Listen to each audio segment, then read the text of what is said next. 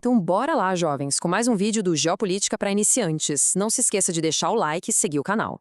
Hoje o papo é sério. A OTAN, que é a aliança militar mais poderosa do mundo, está passando pelo que talvez seja a sua crise mais grave até hoje. Vamos entender o que está rolando.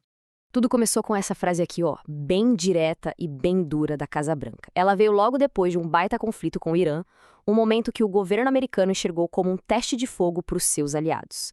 O recado foi bem claro. Eles esperavam uma ajuda que simplesmente não veio. E o que acendeu esse pavio todo? Foi uma operação militar dos Estados Unidos, junto com Israel, contra o Irã, que começou lá em 28 de fevereiro. Essa ação, pessoal, preparou o cenário para uma briga gigantesca. E não foi só no campo de batalha, não. Foi dentro da própria OTAN. Logo depois do conflito, teve uma reunião a portas fechadas de 2 horas, que o pessoal descreveu como extremamente tensa. Ali ficou escancarada o tamanho do descontentamento americano. A decepção com a falta de apoio foi tanta que levantou uma questão fundamental sobre o propósito da aliança em si. Para entender a gravidade disso, a gente precisa falar do coração da OTAN, o famoso artigo 5º. A ideia é simples. Um ataque contra um membro é um ataque contra todos. Esse artigo só foi usado uma vezinha na história pelos próprios Estados Unidos depois do 11 de setembro. Naquela época, os aliados europeus não pensaram 2 vezes e mandaram tropas. Agora, na visão americana, parece que essa solidariedade evaporou. Ok, então vamos entender melhor o lado de Washington. Para sacar o tamanho da frustração deles, a gente precisa ver exatamente o que eles pediram para os parceiros da OTAN assim que a operação no Irã começou. O pedido de Washington foi bem específico, bem direto ao ponto. Eles queriam ajuda militar e logística, coisas como mandar navios de guerra para proteger o Estreito de Hormuz, que é uma rota crucial para o petróleo do mundo, sabe? E também acesso a bases e espaço aéreo, além de um apoio mais concreto para a operação deles. Quando essa ajuda não apareceu, a frustração na Casa Branca foi enorme. E é por isso que, do ponto de vista do governo americano, a OTAN se aproveita da segurança que os Estados Unidos oferecem, mas na hora do vamos ver, não retribui. Daí veio essa acusação pesada de que a aliança não passa de um tigre de papel, sabe? Forte na aparência, mas que na prática não faz nada. Beleza. Mas e a Europa? Por que eles se recusaram a ajudar? Bom, do lado de lá, a história é completamente diferente. A recusa não foi por birra, não. Foi por uma discordância bem profunda sobre qual é o verdadeiro papel da aliança. Aqui está o X da questão. O ponto central da briga é o seguinte. Os europeus argumentam que os Estados Unidos começaram o conflito sem consultar ninguém e só depois vieram pedir ajuda. Para a Europa, isso foi uma escolha de Washington e Israel.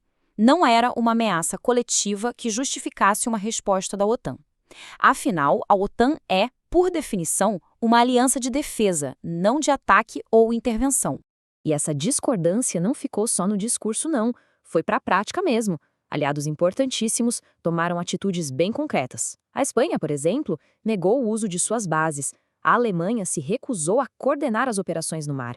E olha só, até a Polônia, que costuma ser super alinhada com os Estados Unidos, negou o envio de sistemas de defesa. Isso mostra uma ruptura bem clara e generalizada com a posição de Washington. Mas, gente, essa briga por causa do Irã é só a ponta do iceberg. O problema real, a raiz de tudo isso, é um assunto bem mais antigo e sensível dentro da OTAN: grana. É isso mesmo, dinheiro. Faz anos que os Estados Unidos insistem numa meta bem clara: que cada país membro gaste pelo menos 2% do seu PIB com defesa. E este gráfico aqui, olha, ele desenha o problema do ponto de vista americano. Dá uma olhada. Da grande maioria das 32 nações da aliança, pouquíssimas atingem essa meta de 2%. Na prática, o que acontece é que muitos acabam dependendo do guarda-chuva de segurança americano sem pagar a sua parte, digamos assim. Tá, com essa rachadura toda, qual é o futuro da OTAN? Bom, uma saída oficial dos Estados Unidos da aliança é bem improvável, mas o governo americano parece estar jogando um outro jogo, com uma estratégia diferente para remodelar a aliança por dentro. E para a gente entender o que pode vir pela frente, vale dar uma olhadinha rápida no passado. A OTAN nasceu lá em 1949 com um objetivo claríssimo: segurar a União Soviética. Em 2001, ela se uniu como nunca antes em solidariedade aos Estados Unidos depois do 11 de setembro. Hoje ela está numa crise de identidade, questionando qual é o seu papel no século XXI. A nova estratégia americana é uma espécie de punição disfarçada. A ideia é ir minando a OTAN por dentro, Como? Fechando bases em países que eles consideram não cooperativos e movendo as tropas para aliados que são vistos como mais leais. Basicamente, eles estão priorizando acordos de um para um, sabe? E deixando de lado a estrutura coletiva da aliança. Aí você pergunta, mas por que fazer isso por dentro em vez de simplesmente sair? A resposta está na lei.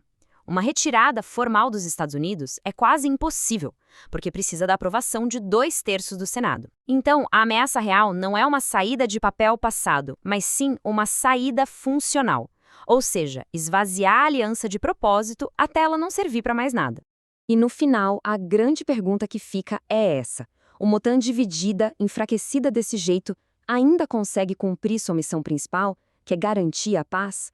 O que o conflito no Irã fez foi jogar um holofote em cima das rachaduras que já existiam, expondo as limitações profundas da aliança nos dias de hoje. Por enquanto, é isso. Assista outro vídeo sobre o tema. Não se esqueça de deixar o like e seguir o canal para não perder a próxima notícia sobre geopolítica mastigada de um jeito descomplicado para você. Falou, pesada!